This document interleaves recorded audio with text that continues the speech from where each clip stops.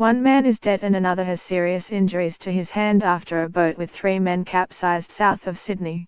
A major air, land and sea rescue was launched about 10:30 am on Friday after reports of the boat capsizing outside Cape's Island near Coral. 2 people managed to swim to nearby rocks and told rescuers a third man was still in the water.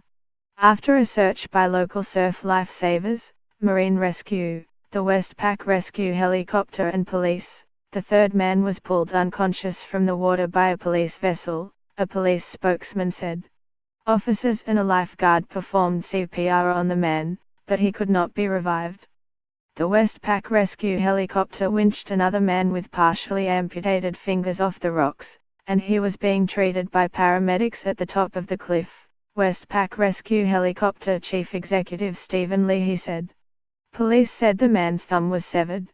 The man had a few other scrapes but would require surgery for his hand, Mr. Leahy said, and the other man on the rocks was able to walk to safety and had no major injuries. The men were taken to hospital in a stable condition, police said. Mr. Leahy said the weather conditions seemed okay with seas of about a meter but no major swell and a gentle breeze, so it was unclear at this stage what had caused the incident.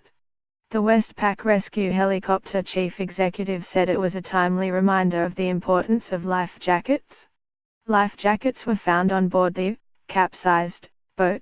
They were wearing life jackets. Mr. Leahy said it doesn't matter what the conditions might be or how good they are at swimming, people need to wear life jackets if they were going offshore.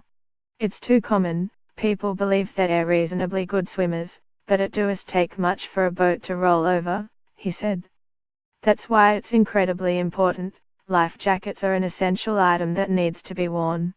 Officers from the Marine Investigative Group will speak to the 2 men when their condition allowed to work out the circumstances around the incident. A report will be prepared for the coroner on the man's death. More to come.